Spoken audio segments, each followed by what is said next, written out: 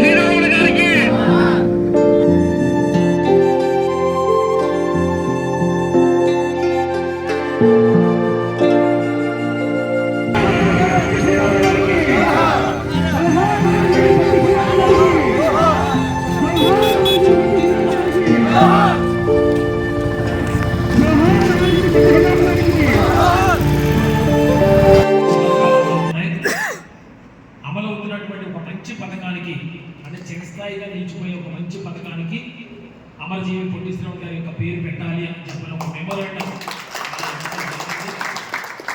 ఆ మెమోరాండంతో తగ్గట్టుగానే మనకి 2 ఆఫీసుల నుంచి అక్కడి నుంచి మనకి రిప్లై లెటర్స్ వచ్చాయి.